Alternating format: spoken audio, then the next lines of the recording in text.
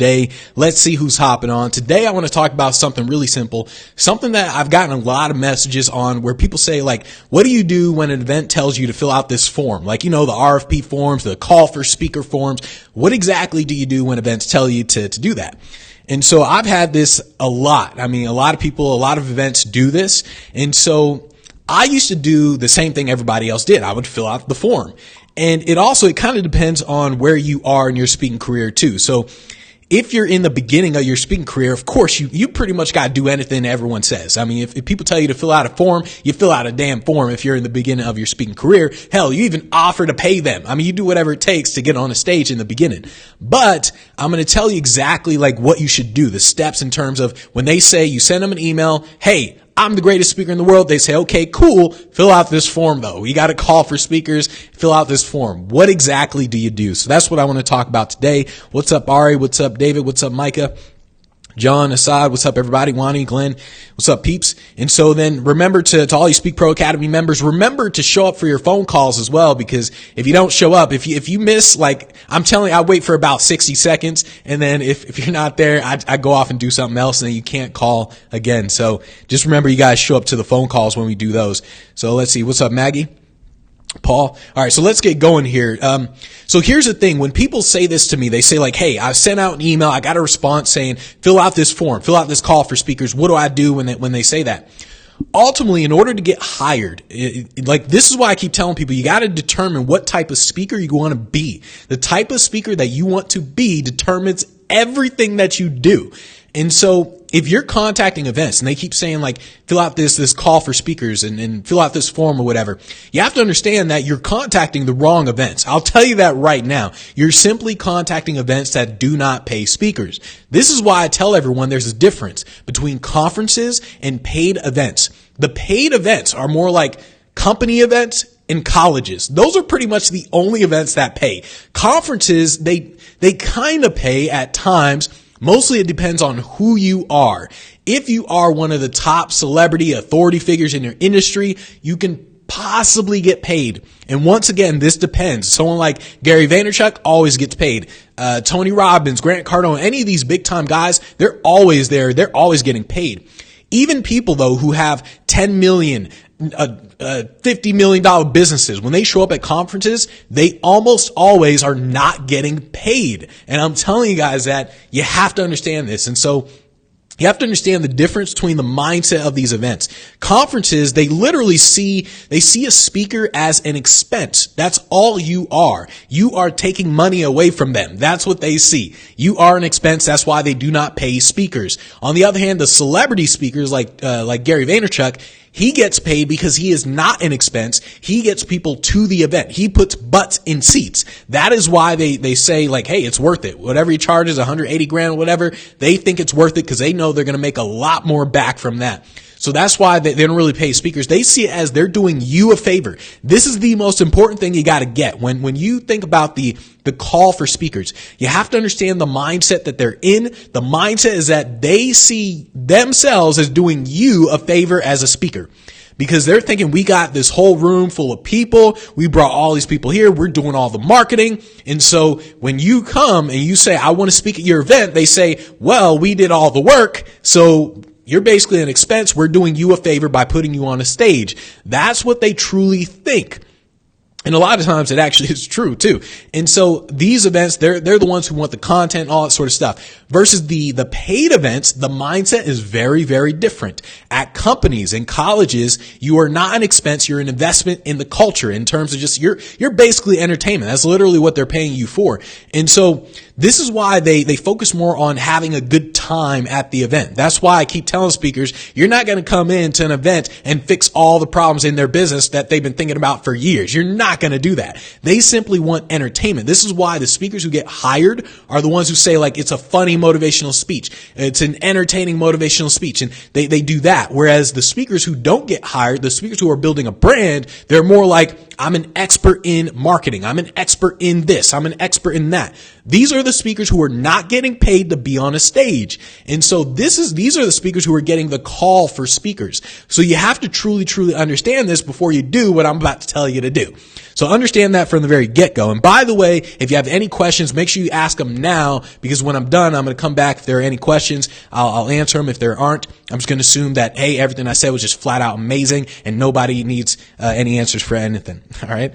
So what's up, everybody? So let's keep going. So understand that if you are getting the call for speakers a lot, you're literally contacting the wrong event. So that's what I'm telling you right now. You're simply contacting the wrong events. There is a way to get around it though, if you do what I'm about to do, because this happened to me a lot. Like back in the day, I'm contacting so many freaking events. I got every possible response that you guys can possibly get. Like it's happened to me a million times, especially the call for speakers. And I got around it because in the beginning, I used to fill out the form. I would say, okay, cool. This is their process. Let me fill out the form. Okay. And I would do the whole thing. Here's my videos and all that. But it never would really work. I mean, it worked like maybe once or twice. It would just never really work. And then I thought like, okay, let me change it up a little bit. And so I'm going to show you guys what I did. So just understand that, understand the mindset before you do what I'm about to tell you to do. And this is hands down the most important thing. It's one of the reasons why I tell everyone whenever you're marketing, a lot of people say they're thinking from another person's perspective. But when you read what they're writing, you can tell they're thinking from their own perspective. And this is why they can't sell anything. The better you are at thinking from another person's perspective, the easier it is to sell anything to them. Because what happens is people say, I've got this thing that I want to sell. I've got a speech. I've got a program, whatever. I've got this thing that I want to sell. And then they go out and they push it onto people and they don't realize they're doing it. On the other hand, if you truly understand the mindset, you can overcome objections. You can overcome how you sell everything. And so you'll see why I'm saying this in just a second. So here's essentially what you need to do. As soon as you send out an email and you say, I'm the greatest speaker in the world, you got to hire me, I'm the best motivational speaker, oh my goodness, everyone's going to give a standing ovation. As soon as you send that email out and they respond saying, okay, cool, fill out this call for speakers. What do? The very next thing you do, you go into your CRM, and hopefully you have a CRM at this point. If you don't, you need to come over here so I can just okay. So you need to have a CRM. You need to have a lead score in that CRM. Remember the lead score? The lead score is a simple set of qualities about an event that's more likely to hire you than the negative qualities of an event that's less likely to hire you. So you have this lead score set up. One of the negative qualities is when they say fill out this form, basically a conference. That's a negative quality because remember, they do not pay speakers. Like the majority of them do not pay speakers. So when they say fill out this form, the very first thing you do, you don't reply, none of that. Very first thing you do is you go into your CRM and you check mark that quality negative. Damn it, these freaking idiot conferences asked me to fill out this form. You can do it however you want. You can check mark it however you want, but you check mark that thing. It says negative conference or negative fill out form, whatever you title it as. That's the first thing you do because remember your CRM is there for you to keep track of everything. If you're keeping track of events inside of your head, you're not doing enough to get anywhere. Like, it's just a simple fact. If you can keep track of your business in your head, you don't have a business, you have a hobby. So it's really important that you actually start using your CRM when you're contacting so many events and you're getting these responses where one says, fill out this form. Another says, yes, we're interested. Send us your stuff. Another says, no, thanks. Another says, and so you're getting all these responses. You should not be able to keep track of that stuff in your head. So you have a CRM. As soon as they say, fill out this form, check mark your lead score, the negative lead score saying the dummies told me to fill out this form. And then at that point, this depends on where you are at in your career. If you are just starting, like I said, you are practically begging. You are practically on your knees, hoping, praying to God that somebody brings you into their event. You will do whatever they say. If they say, look, man, you got to send us a video of you doing 10 jumping jacks and 20 push-ups in order for us to consider you. You say, hell, I'll do 15 jumping jacks and 25 push-ups. I mean, you do whatever it takes in the beginning of your career because all you want to do is get on a stage. That's all you're doing in the beginning. So if they say fill out this form, you check mark in your lead score as a negative still, but you respond to them by actually filling out the form. That's basically what you do in the beginning. Eventually, you'll get to a point where you don't need to do that anymore. Like once you actually have a good website, you have good video footage, and that's what I mean by getting to the point where you don't need to do it anymore. I don't mean that your calendar is completely filled with gigs. I mean that your website, it makes you look like a paid speaker. Once your website looks that good, then you can stop doing any free event. Like you can just stop it altogether. It doesn't matter if it takes you a week or 2 weeks or 2 months or 2 years to get to that point where your website is amazing. But once you get to that point, then you can stop doing all the free stuff. So first thing, you check mark the negative lead score. Second thing, depends on where you're at in your career. And then at this point, you're going to send an email template response. This is one of the things where I tell speakers, don't just copy and paste email templates. If you do that, you're almost always not going to get a great response. But there's always an exception. This is an exception. When you understand that these events are less likely to pay you, they're less likely to hire you, when you understand that, you do not invest your time and energy into these people, into these events who are less likely to invest any time and energy into you. Once again, let's go back to dating, right?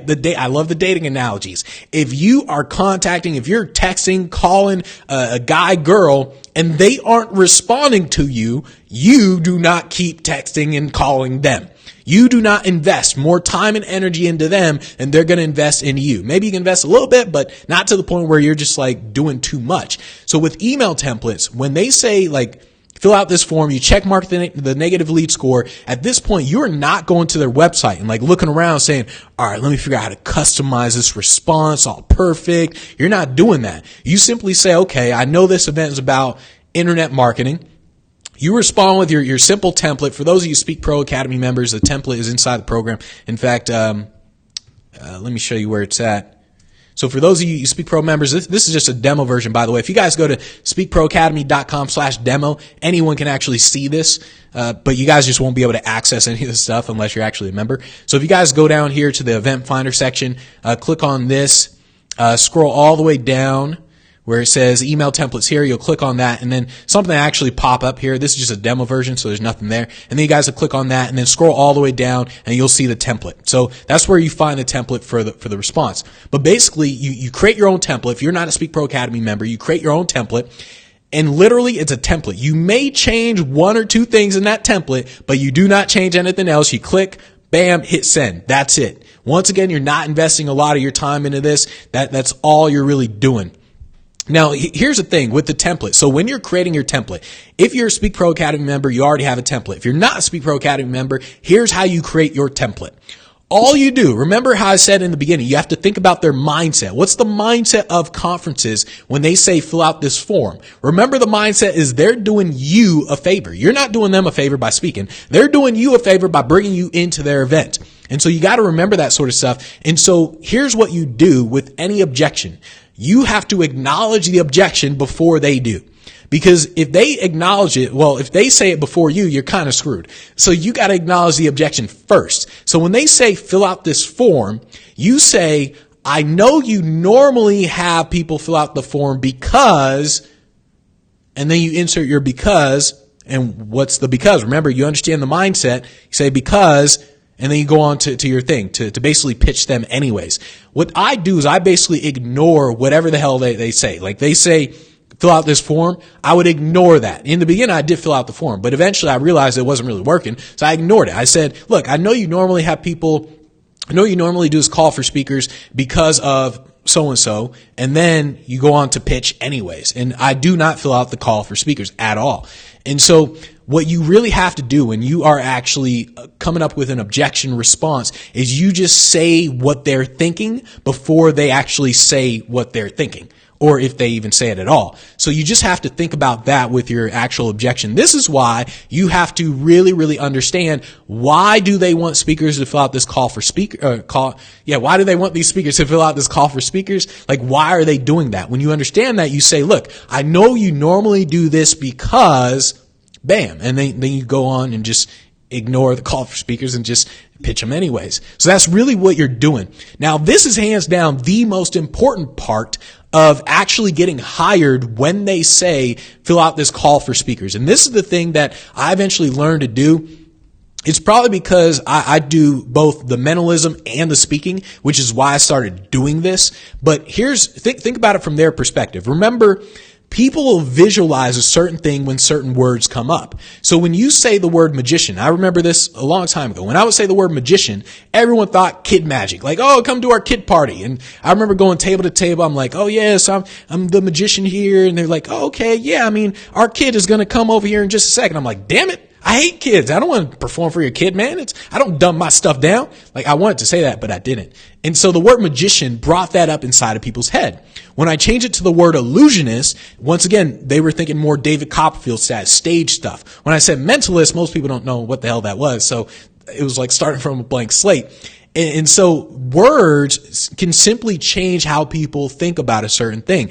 And so what you have to do is you have to take yourself out of the speaker status and put yourself into a new category. That's what you really have to do if you want to switch from here, put your thing into the call for speakers to, oh, okay, yeah, we'll actually pay you. It's really, really important that you learn how to do this.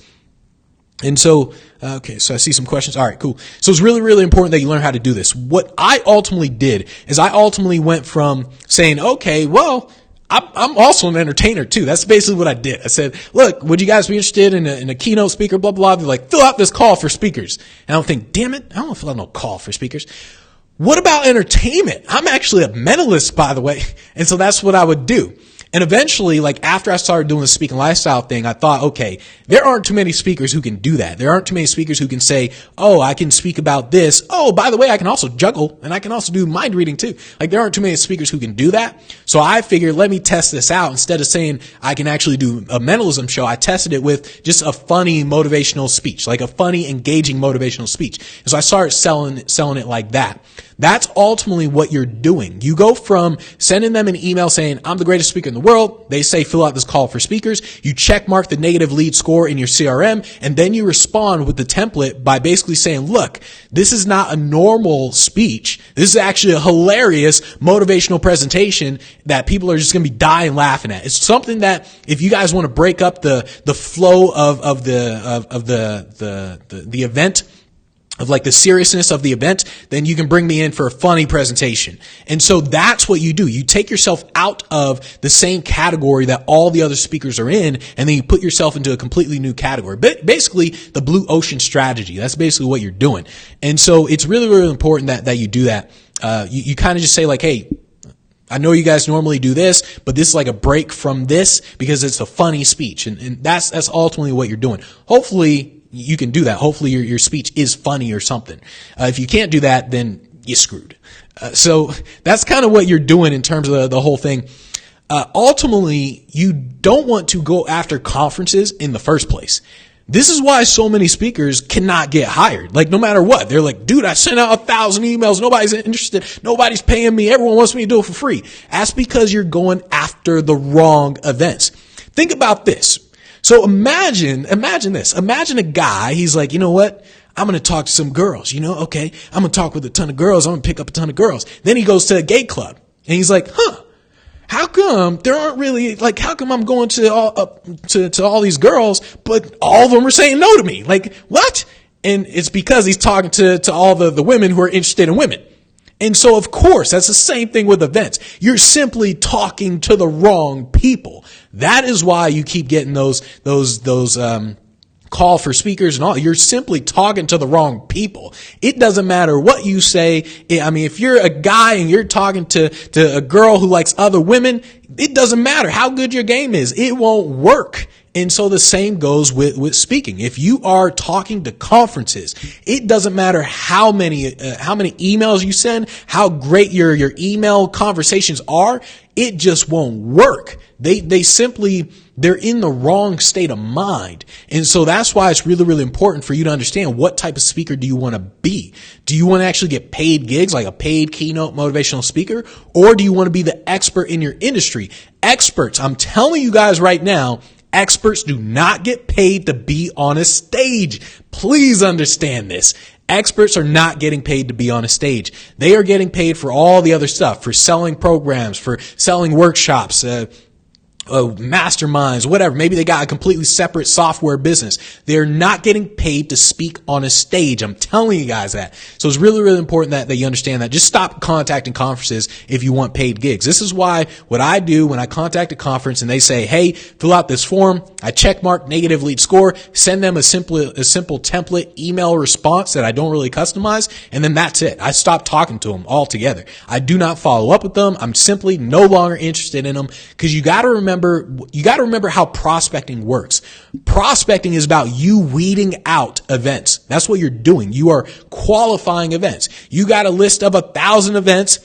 Only a few of them can actually hire you. So you have to figure out, well, how do I know which ones are going to pay me? Which ones are going to actually bring me in? Like, how do I know? The only way to know is you got to weed them out by contacting them. So when you contact them and they say, fill out this call for speakers, you know, hey, out. You're done. I'm through with you. Get up. You kick them to the curb. That's what you do with the call for speakers one. So just remember that. Ultimately, the way you're going to get booked is you spend as much time talking to the events that can pay you and as little time talking to the events that can't. It's easier said than done, because once again, speakers get excited. Like when you get a response back from someone you emailed and they're like, oh yeah, I mean, we'd possibly consider it. Fill out this call for speakers. Like, you get excited. You're like, oh yeah, finally someone's interested in me. Yeah, someone's finally interested in me. And you get excited about it.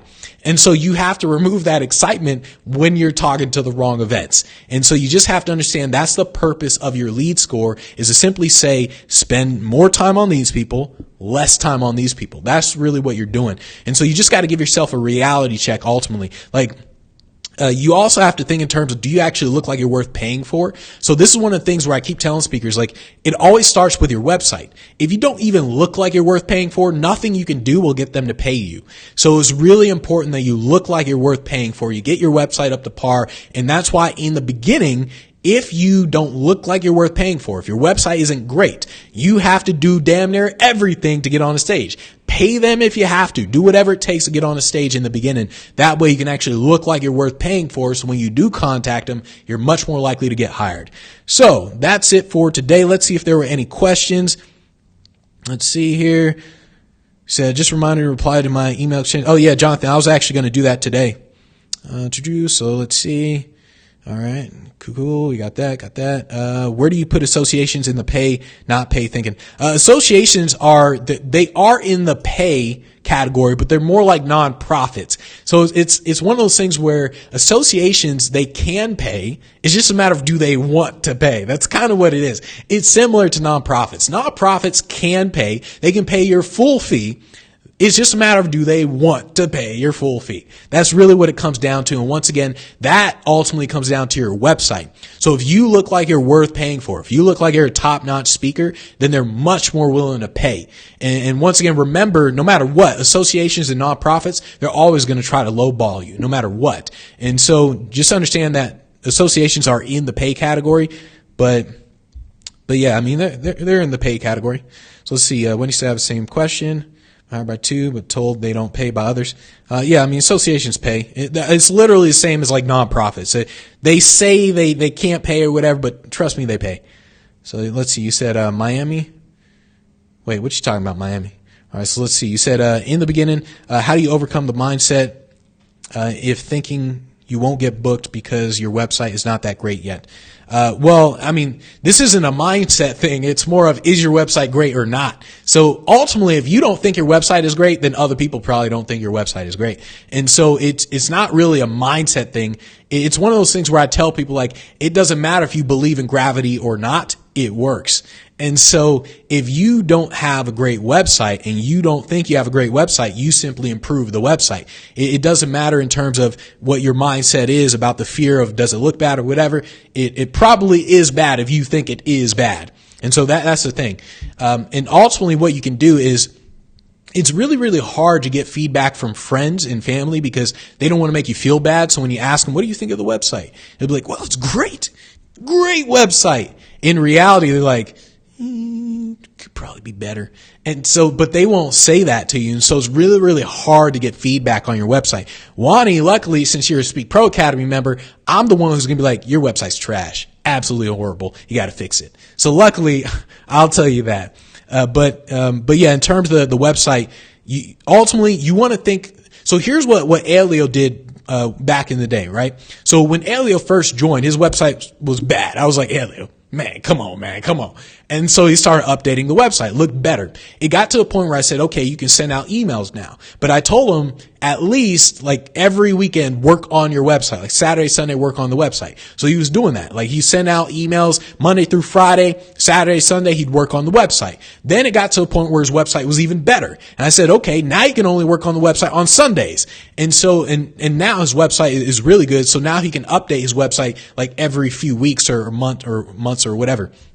But in the beginning, you keep updating your website in the beginning. In the beginning, if you freaking see that, hey, there's a simple picture right here of you and you get a better picture, you replace that picture immediately. I mean, whatever you can think of to replace to improve your website in the beginning, you keep improving it until it gets to the point where it's like, all right, this is really great. Now I can update the website once a month or once every 2 months or if ever.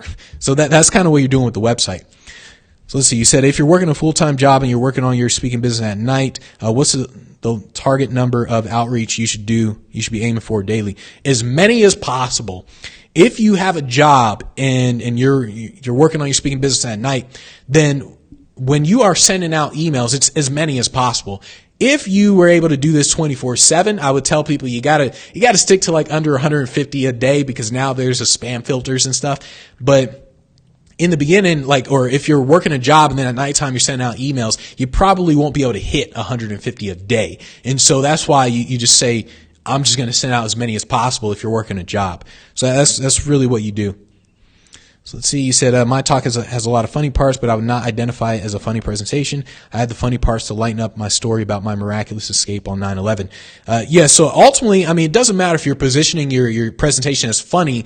It's just a matter of you take yourself out of the speaker vibe, like the speaker category, and put yourself into a different category. And so that's kind of what you're doing. Like it's an insanely motivational presentation because, hey, I was trying to get out of the buildings during 9/11. And so you just try to put yourself out of the category of, Think about it like this. All the people at conferences are talking about content. Whereas when you take yourself out of the category, you're focusing on the experience. So that's what you're really pitching when you take yourself out of the category. Everyone else talking about content. They're like, oh, my expertise is in marketing. My expertise is in sales. My expertise is in HR, whatever. You don't say any of that. You don't say my expertise is in any of this. You say it's like, hey, it's this insanely inspirational presentation because I was in the buildings during 9/11. I was doing my best to get out. So it's like that's kind of what you're doing. You're basically just taking yourself out of the category and you're twisting it a little bit. But once again, when you do that, you send it just once and then that's it. You don't follow up, none of that sort of stuff. So all right, you see, got that. You said, should we always look like we have an assistant? Is it okay if the wording on the site is in first person? Well, I mean, the wording on your website, I wouldn't really put it in first person on the website. You got to understand when you're speaking from when it's third person and when you see someone who's saying like Benji Bruce built this $1 million business by the time he turned 30, that is very different than saying I built a $1 million business by the time I turned 30. Because when I say that, it can be construed as conceited or arrogant, whatever. When someone else says it about me, it's more like a fact type thing. So that's why I tend to write everything in third person. And it's one of the things where, like, even when you're emailing, think about it. When you have an assistant, a virtual assistant, and they're having a conversation with somebody, and the person says, "Can we talk to Benji on the phone?" Then the assistant can say, "Oh, I'm sorry, Benji. He can only talk to people on the phone when they put a deposit down because so many people are trying to talk to him on the phone," or whatever. I'd word it better, but I can say that, and I wouldn't look like an a-hole. On the other hand, if I'm emailing them, and if I'm like, yeah, I'm a great speaker or whatever, and they say, Benji, can we talk to you on the phone? And I say to them, I'm sorry, I can't talk to you on the phone because, a lot of people want to talk to me on the phone. If I say that, I look like an asshole. They're thinking like, this dude thinks he's too good to talk to us on the phone. What? That's exactly what happens. And so on the other hand, when the virtual assistant says it, it's more like, oh, damn, this dude is too good. So it's more like, oh, damn, this dude is top notch because he can't come to the phone with everyone who asks. So it's very different. I'm saying the same thing, first person versus third person, but the message that's being communicated is very different. So if I say I can't talk to you on the phone, then I'm an asshole. If my virtual assistant says I can't talk to them on the phone, then I'm busy. Like, hey, I'm in demand. So it's very, very different in terms of what's being communicated. So that's why third person is usually better.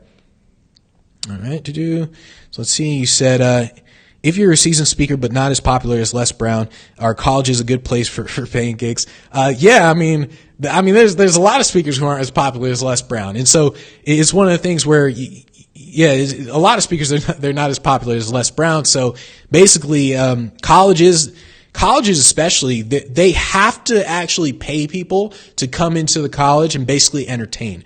There is literally a budget in a college. It's very similar to like nonprofits where they have to spend all the money at the end of the year, because if they don't, then they won't actually get all that money back for the next year. So let's say a college has $1 million budget and they only spend $200,000 of that $1 million budget. Next year, what's going to happen is the administration, they're going to look at it and say, oh, out of $1 million that we gave them, they only spent $200,000. Well, you know what? This year, let's give them only $500,000 because they don't really spend all that much. That's what's going to happen. So colleges have to spend money. And that's why they're not looking at just people like Les Brown. They're looking for everybody. They're like, hey, let's spend this money. That's basically what they're thinking. We got to figure out who to spend this money on. So that's why colleges are really good. What about TED Talks? Well, what about them? So you said, what about TED Talks? What about TED Talks? So let's see. And then they said, if you're, okay, you said, should we always look like we have an assistant? Is it okay? Oh, I already read that. You said, yes, this is the one. You said, that's the one thing I want to go over on the call. Yep, the website. You said, on the website, how important is it to have topic descriptions?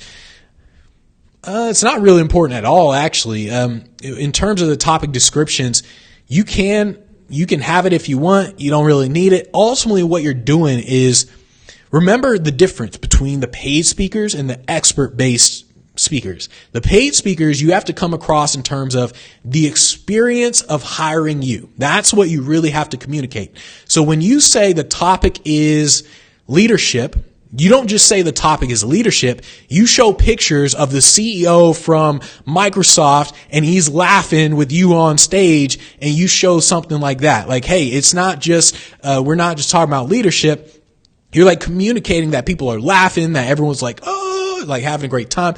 That's what you're really communicating on your website in order to get a paid gig. Otherwise, you're simply just talking the way everyone else is talking about. You have to remember this.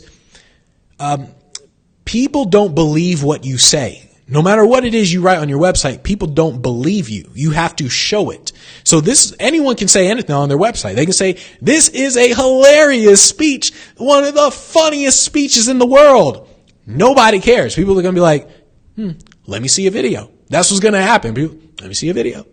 And so that's why you have to say, like, when you say something, you prove it with a picture or a video. That's what you have to do with your website. You're communicating what it is you're saying in multiple different forms. So you're communicating in text, pictures, videos. That's what you're really doing when you're putting all that stuff on your website. So topic descriptions, once again, it doesn't really matter what the topic description is. What you have to communicate is when they hire you, what exactly is going to happen. Are people going to laugh? Are they going to cry? Like, what's exactly going to happen? Cry in a good way, hopefully. All right. So you said, is there a different copy on the website if marketing to corporations versus universities? No. So this is really where you're truly understanding just what it is they're looking for. So remember, with companies and colleges, they're basically looking for entertainment. Companies and colleges, that's really what they're looking for. What you have to do is you have to figure out, what exactly do you personally have? Do you have pictures of people laughing? Do you have pictures of an interactive presentation? Like with me, I talk more about the interaction of my presentation in terms of how interactive it is. Because you see me on stage where people are holding their hands out like this and all sorts of stuff. And so if you look at those pictures, people are wondering like, wow, what's going on? What's he doing? And so I talk about interaction. I don't talk about the funniness. I use that it doesn't matter for colleges, corporations, it doesn't matter. And this is something I used to talk about a while ago, and I've talked about this in a long time. One of the things that I would always do is I would market myself for corporations, because think about like a ladder. High schools are here, Colleges are here. Corporations are here. If you market yourself to high schools, you're going to have a hard time getting gigs in the colleges and the company market because in the corporate market, because you're talking about high school students and all that. And the companies are like, we don't really have 16-year-olds. And like that's what companies are thinking about. We don't have any high school kids in our company. What? It makes no sense. And so it's hard to go from here up to here. If you're doing the same with colleges, once again, colleges is better than high schools, but colleges, same thing. If you're saying, hey, the college motivational speaker and all that, the companies are still thinking like, yeah, no, we got adults. On the other hand, if you market yourself as a company, like a corporate motivational speaker, you can go down to colleges and you can go down to high schools. It's easier to go down than it is to go up. So if you're marketing yourself as a corporate speaker, and you're saying I'm a corporate motivational speaker, colleges are going to look at it and say, okay, cool. This person, if he can handle big companies, he can definitely handle us. That's the difference. That's why I tell people you usually want to market in the corporate market, like just market yourself that way, unless you truly know that you want to be a college speaker. Like if you truly know, hey, I'm definitely going in the youth market, then yeah, you just go balls to the wall, all youth market stuff. But all that really comes down to the actual copy. It kind of comes down to combining what it is you actually have with what it is they truly want to see. So I'm not going to talk about how funny my presentation is because it's more interactive. There are funny parts, but it's interactive. So if you, Shana, do I say Shana? Shanna? Yeah. So if you have pictures of people laughing, I'm going to talk about how funny it is. So just understand that's kind of how you work it. So yeah, what about my question? TED Talks? Nah, TED Talks don't pay. Yeah, TED Talks, hell no, they don't pay. If there's anyone who doesn't pay, it's TED Talks. Not TED Talks, they're like, hell no, we don't pay your ass. Like that's how TED Talks think. And I mean, it's true too, because out of everyone who shouldn't pay speakers, it's TED Talks. If there was one area that should never pay speakers, it's TED Talks, because they built a brand that's so well known that they literally are doing you a favor. Like hands down, they're doing you a favor. A normal conference, they're not really doing you a favor. I mean, the only favor is if you record and get all the footage. TED Talks, on the other hand, everybody and their mama knows what that is. And so when you contact a TED Talk, they're like, hell no, we're doing your ass a favor. Like that's literally what they think, and it's basically true too. So let's see. You said, hi, as far as I know, they don't, but you do get coaching and huge visibility. Okay, I'm assuming you're talking TED Talks. All right, so you said mine's very interactive. Cool. Yeah, so talk about the interaction in terms of that. Ultimately, if you want to get the paid gigs, there's really like two forms that you have to talk about. It's either like funny or interactive. That's basically the two main categories of whether or not you want to get paid gigs. And then within those categories, now you have a lot of leeway within those categories. So think about it like fighting. In order to be the best fighter in the world, the best fighter ever, you only need to know two things: how to hit the other person and how to not get hit. Those are the only two things you have to know in order to be the best fighter that has ever lived. But within those two things, how to hit and not get hit, there's a lot of things that can happen and a lot of things you can do. Same goes with getting the motivational speeches, the paid gigs. There's interactive and funny. And within those two things, there's a lot of different things that you can actually do.